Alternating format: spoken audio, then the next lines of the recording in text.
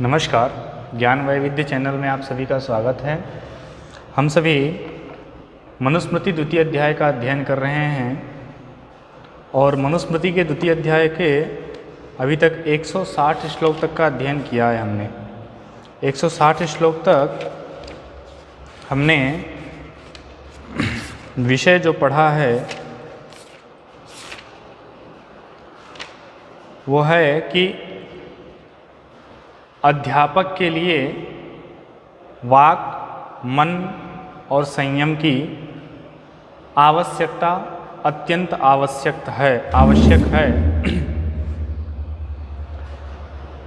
इस चीज़ को पढ़ा है। आज हम सभी 161 श्लोक से आगे पढ़ेंगे, 160 से आगे 161 श्लोक से। तो उसमें बताते हैं कि वाक संयम क्या है। वाक संयम के बारे में बताते हैं कि नारुन्तुदस्यादार्तोऽपि न परद्रोह कर्मधि यया स्योद्विजते वाचा नालोक्यां ताम उदीरयेत्। कहते हैं स्वयं पीड़ित होने पर भी दूसरे को व्यथित न करे और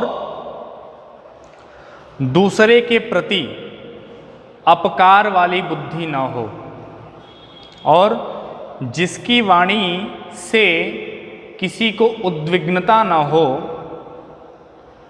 और ऐसी वाणी बोलने से आपके जो शुभ कर्म हैं, शुभ मार्ग हैं, यश कीर्ति में बाधा न हो, ऐसी वाणी बोलने वाला हो। अर्थात केवल अध्यापक ही नहीं अपितु सबके लिए है, ये सर्वजन सामान्य के लिए है कि अत्यंत मधुर वाणी का प्रयोग करने वाला हो, अपसभ्य भाषा न बोले, अर्थात किसी को कष्ट पहुँचे ऐसी भाषा का प्रयोग करने वाला न हो, वही वाक संयम होता है। और स्वयं कितने भी दुख में हो, लेकिन जब सामने किसी से मिले तो हंसकर और मधुरता से मिले, सामने वाले को आपके कष्ट से कष्ट न हो, ऐसा मन, ऐसी वाणी, ऐसी बुद्धि रखने वाला जो अध्यापक या व्यक्ति है, वह अत्यंत उत्तम कोटि का इंसान है, वह उत्तम कोटि का मनुष्य है। फिर कहते हैं कि ब्राह्मण को सम्मान एवं अपमान के प्रति कैसा भाव रखना चाहिए। ब्राह्मण को सम्मान एवं अपमान के प्रति कैसा भाव रखना चाहिए। कहते हैं सम्मानाद् ब्राह्मणो नित्यम उद्विजेत विषादिव अमृतस्य वचाकांक्षे अवमानस्य सर्वदा। कहते हैं कि ब्राह्मण या ब्रह्मचारी या फिर सर्वजन सामान्य, विशेष करके ब्राह्मण और ब्रह्मचारी, और अगर इस बात को सर्वजन सामान्य भी ग्रहित करके इसका पालन करे तो ये अत्यंत सुंदर और लाभकारी है। क्या है कि सम्मान को विष समझे, अर्थात कोई अत्यधिक प्रशंसा और सम्मान कर दे तो उसमें प्रफुल्लित होकर के और अहंकार न पाले, अर्थात एक समान भाव, सम्मान में भी और अपमान में भी। और वही प्रक्रिया अपमान में है कि अपमान अगर करता है कोई, अगर कोई अपमान कर रहा है तो आप उसको एक सामान्य बात समझकर, सामान्य रूप से, जैसे सम्मान पे आप प्रतिक्रिया करते हैं वैसे ही अपमान पे प्रतिक्रिया कर दें तो आपके किसी प्रकार का कोई भी चिंतन नहीं रह जाएगा, आप चिंतन मुक्त रहेंगे। और इसके फलरूप में क्या होगा कि जो अपमान करने वाला व्यक्ति है वह मन ही मन कहीं न कहीं अपने आप को दोषयुक्त महसूस करने लग जाएगा। इसलिए कहते हैं कि ब्राह्मण को सदा ही सम्मान को विष की तरह उद्विग्न हो जाए और अपमान में सदा अमृत की तरह इच्छा रखे। अर्थात अपमान भी हमारे लिए किसी प्रकार का कोई मन में द्वेष न उत्पन्न करे। अपमान भी हमारे मन में एक सम्मान और एक अपमान दोनों को एक भाव से, समान भाव से देखे, किसी में भी ज़्यादा प्रतिक्रिया न करे। अपमान में ज़्यादा क्रोधित न हो, सम्मान में ज़्यादा प्रफुल्लित न हो, अहंकारी न बने। प्रफुल्लित होंगे तो अहंकारी हो जाएंगे, क्रोधित होंगे तो कुछ भी जो नहीं करने योग्य हैं ऐसे कर्म करेंगे या अपशब्द वाणी प्रयोग करेंगे क्रोध में, तो क्रोधित भी ना हो और प्रफुल्लित भी ना हो। एक समान भाव दोनों में रखें। और कोई रखे चाहे ना रखे, ब्राह्मण एवं ब्रह्मचारी अवश्य ही ऐसा करें, न क्रोधित न प्रफुल्लित, दोनों में समान भाव। उसके बाद कहते हैं कि अपमान सहिष्णुता के हेतु को बताते हैं। अपमान सहिष्णुता की हेतु कहते हैं सुखम ह्यवमतः सेते सुखम च प्रतिबुध्यते सुखम चरति लोकेस्मिन् अवमन्ता विनश्यति। कहते हैं कि अपमान को सहन करने में अत्यंत सुख है। सुख किस प्रकार का है? अगर आप अपमान को सहन नहीं करेंगे, अपमान को आप मन ही मन भस्म नहीं करेंगे, तो उससे क्या होगा? अगर आप अपमान पे प्रतिक्रिया करेंगे तो आपके मन में क्रोध और क्रोध के साथ साथ कई चीज़ें घूमती रहेंगी। आपको निद्रा नहीं आएगी, आप बेचैन रहेंगे, उसके प्रति कोई प्रति उत्तर देने के लिए आपको दिमाग में कुछ न कुछ ख्याल आते रहेगा। और अगर तुरंत प्रभाव से आपने अपमान को भस्म कर दिया कि मेरे साथ तो कुछ हुआ ही नहीं है, एक सामान्य रूप से ले लिया, तो वो ना आपके दिमाग में रहेगा वो बात, ना आप उस पर चिंतन करेंगे, ना आप मनन करेंगे। आपको सुख की प्राप्ति होगी और अच्छी निद्रा आएगी। पुनः आप जब जगेंगे, नींद से उठेंगे, तो एक नए सोच के साथ जगेंगे, नए विचार के साथ जगेंगे। और अगर आपने अपमान पे प्रतिक्रिया कर दी, अगर आपने अपमान पे प्रतिक्रिया कर दी, तो आपको वो जब तक पूरा नहीं हो जाएगा, आपका विरोध जो करने का है या अपमान का जो जवाब होता है, उत्तर, तो उत्तर जब तक आप नहीं दे पाएंगे, जब तक प्रतिक्रिया पूरी नहीं हो जाएगी, तब तक आपका मस्तिष्क खाली नहीं रहेगा, उसी प्रक्रिया में घूमता रहेगा और उसके अलावा उसके साथ साथ और कुछ भी नहीं सोच पाएंगे आप, और कहीं भी दिमाग नहीं जाएगा, केवल उसी पे दिमाग जाएगा। हम कैसे इसका ये कर दें, हम कैसे उसका वो कर दें, उसने मेरे साथ ऐसे कर कैसे दिया, हम तो इसके ये करेंगे, हम तो उसका वो करेंगे। इस प्रकार की बातें मन में आती हैं और इसी प्रकार आप उसी में केवल खोए रह जाएंगे। इसलिए अपमान पे प्रतिक्रिया नहीं देना चाहिए।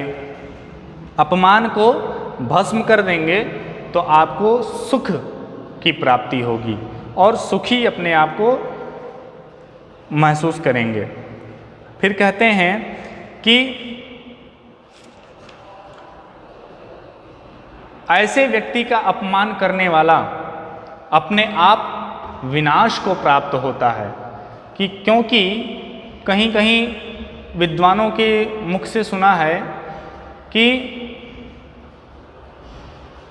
जो ऋषि मुनि का मतलब हुआ, या फिर साधु अर्थात सौम्य सरल भाव, जो एकदम सरल है, वो अगर मौन रह गया, मौन शाप के बराबर हो जाता है। और वही मौन रहने के लिए यहाँ पे बताया जा रहा है कि आप उसी प्रकार मौन हो जाइए।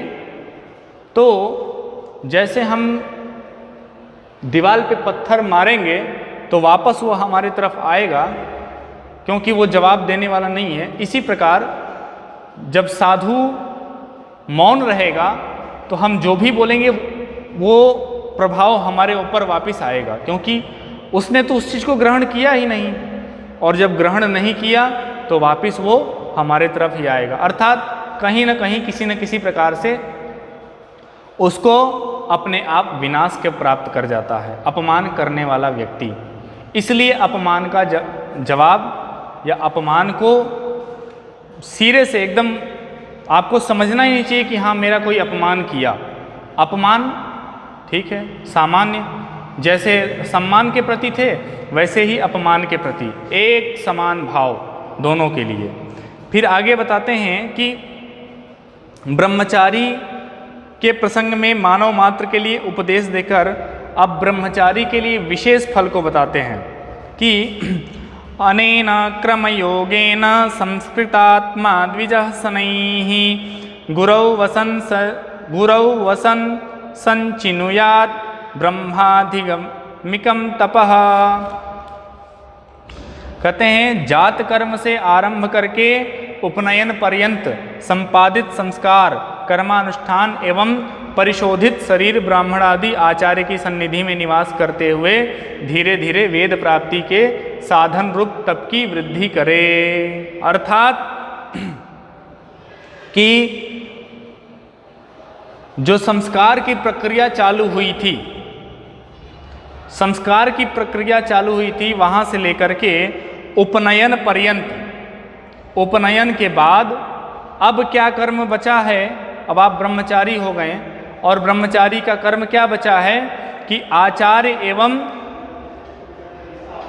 गुरु के शरण में रहकर सन्निधि, शरण सन्निधि संपर्क में रहकर निवास करते हुए, गुरुकुल निवास का बताया, गुरुकुल में निवास करते हुए धीरे धीरे वेद प्राप्ति के लिए पहले साधन करें फिर वेद को प्राप्त करें।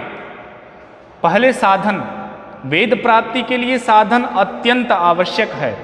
अगर आप में आप साधक नहीं हैं तो आप वेद को प्राप्त नहीं कर सकते हैं। वेद प्राप्ति के लिए साधन अत्यंत आवश्यक है और आप पहले साधन करें, साधन करके फिर वेद को प्राप्त करें और वेद को प्राप्त करके अपने आप को दिव्य, तेजवान, ऊर्जावान, इस प्रकार से आगे कहते हैं कि वेदाध्ययन के अंगभूत तप तथा व्रत को बताते हैं।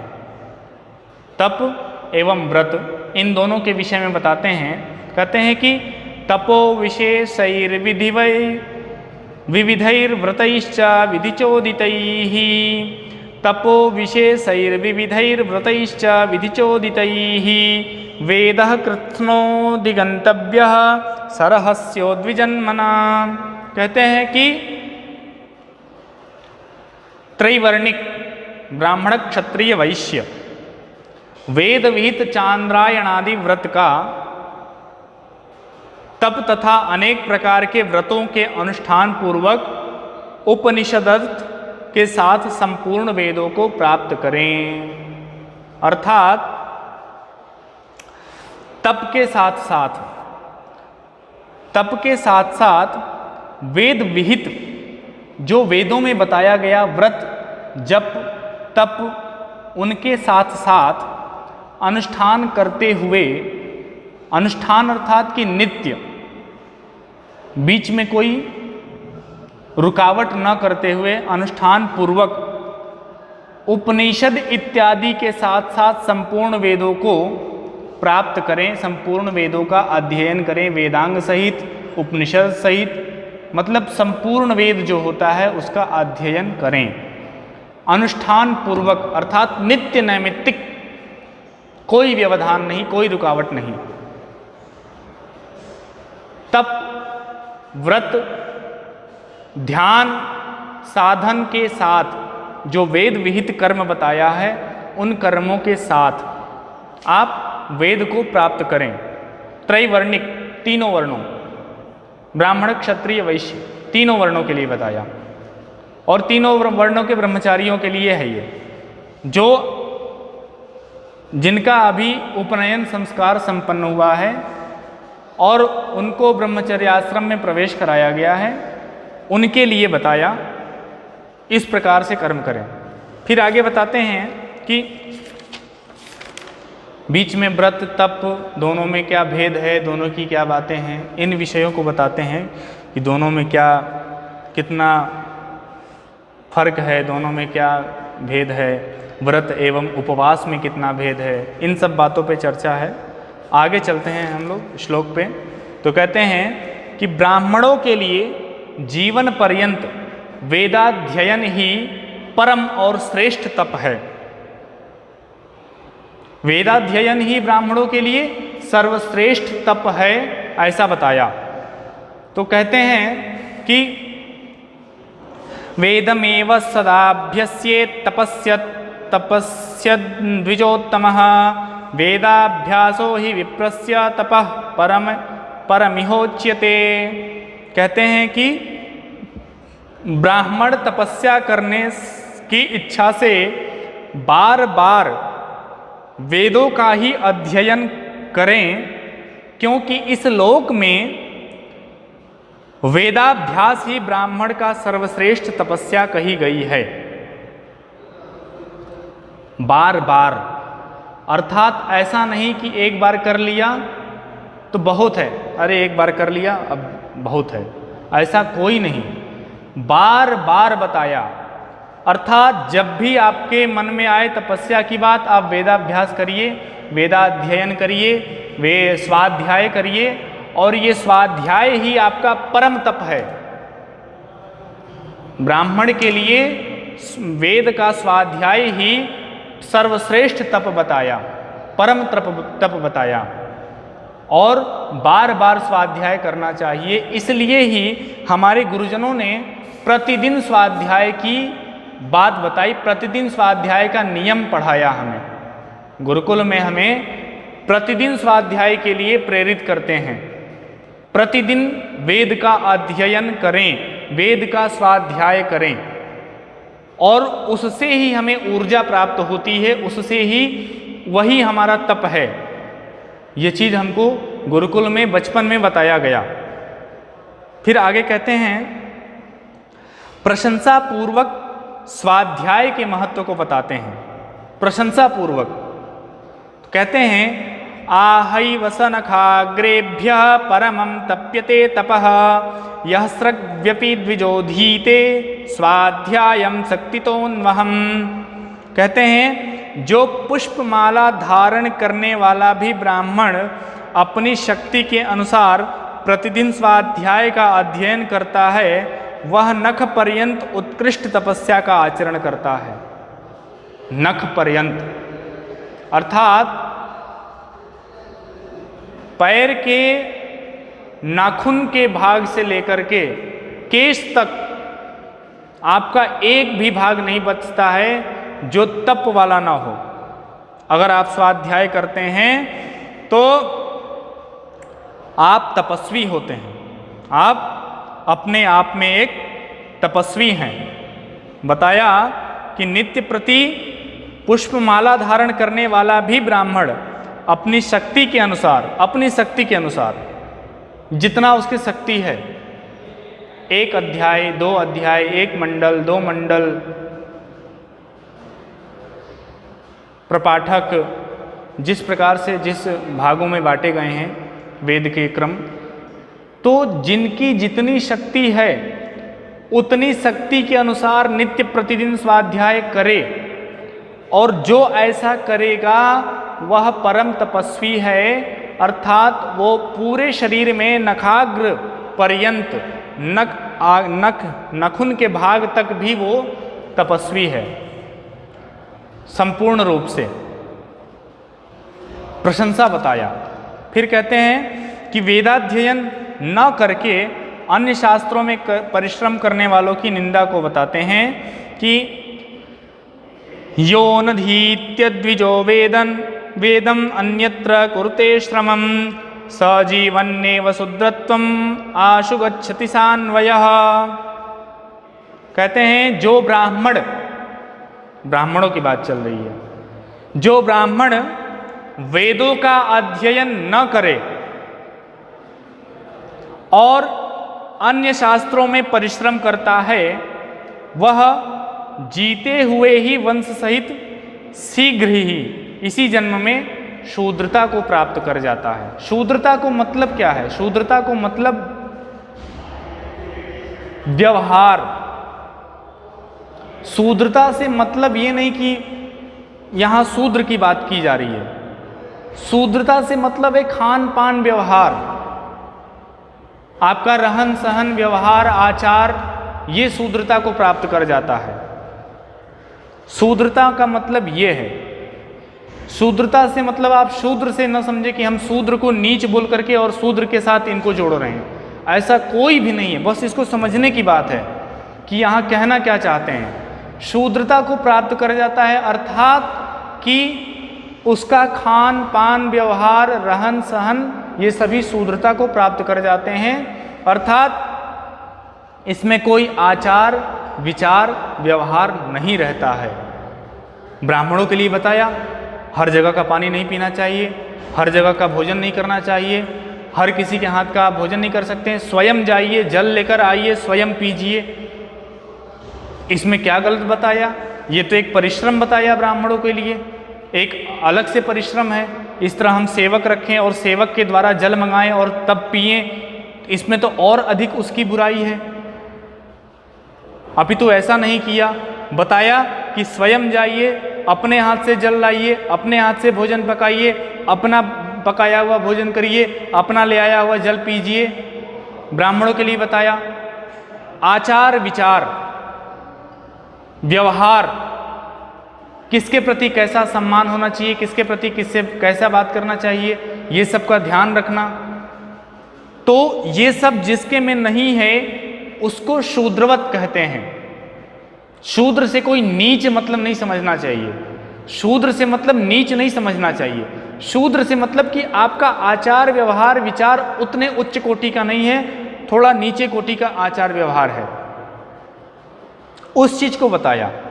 लेकिन भ्रम एवं भ्रांतियां जो हमारे ग्रंथों पे, ऋषियों पे, मुनियों पे, देवताओं पे सभी के प्रति फैलाया गया, यहाँ तक कि आज तो माता पिता, जो पितर होते हैं वो हमारे माता पिता ही हैं या दादा परदादा जो भी हैं वो हमारे पितर हैं, उनके प्रति भी अब भ्रांतियां एवं भ्रम फैल गई।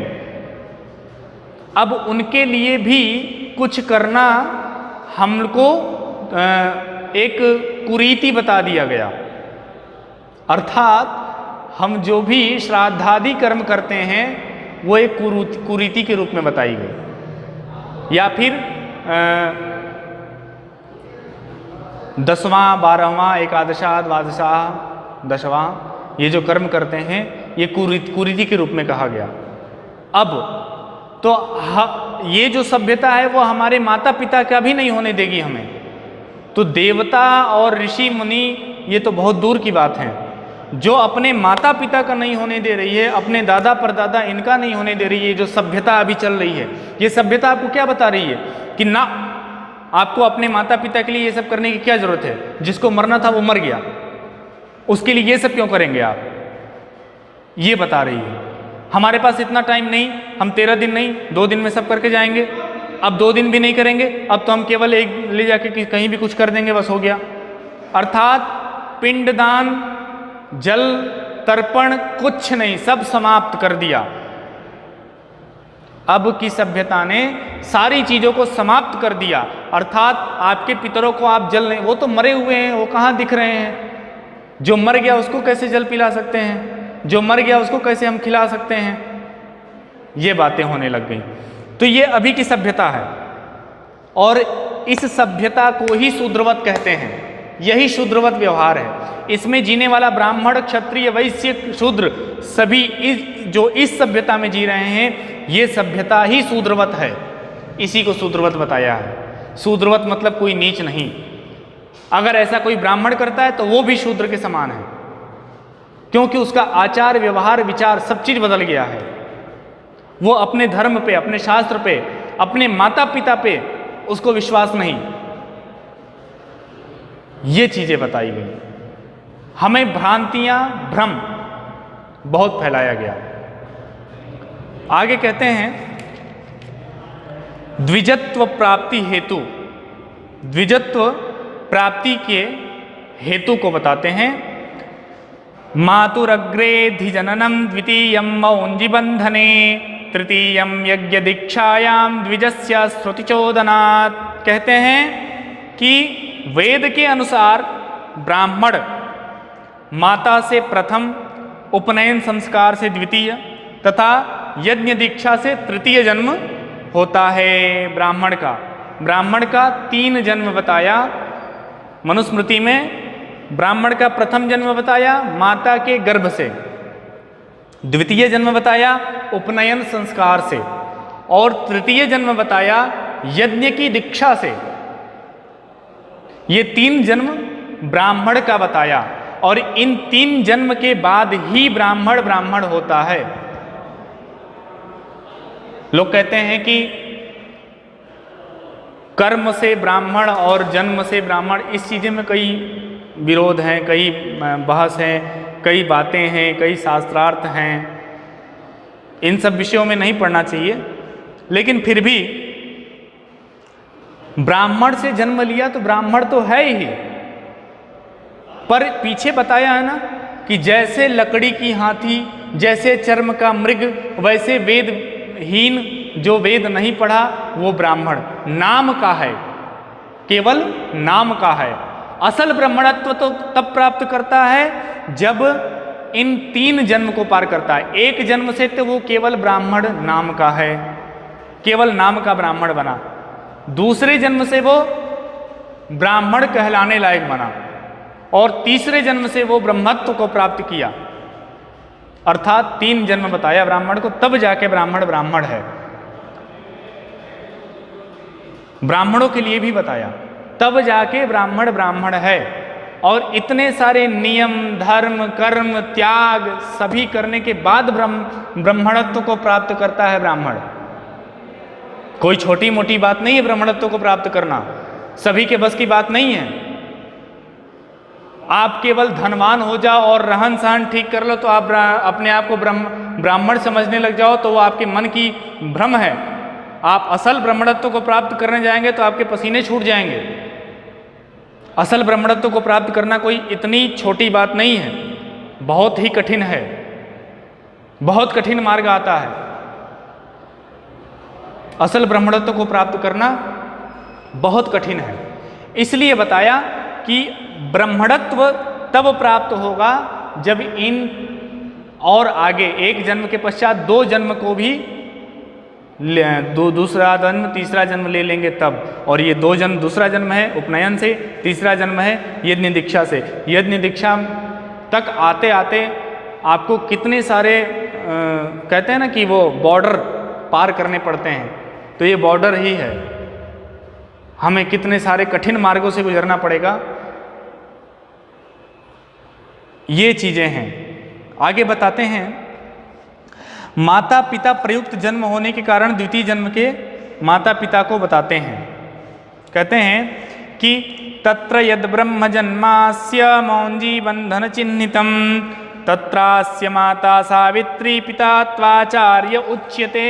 कहते हैं उन तीनों प्रकार के जन्मों में जो ब्रह्म जन्म है, उस जन्म में इस बालक का सावित्री माता होती हैं एवं आचार्य जो ब्रह्म स्वरूप गायत्री की दीक्षा देता है वह पिता है। ब्रह्म को प्राप्त कराने वाला आचार्य पिता है, और जो सावित्री रूपी गायत्री रूपी जो हैं वो माता हैं। द्वितीय जन्म ब्रह्म जन्म के बारे में बताया। आगे कल से, आज के लिए बस इतना ही। 10 श्लोक बहुत है, बस। धन्यवाद, नमस्कार।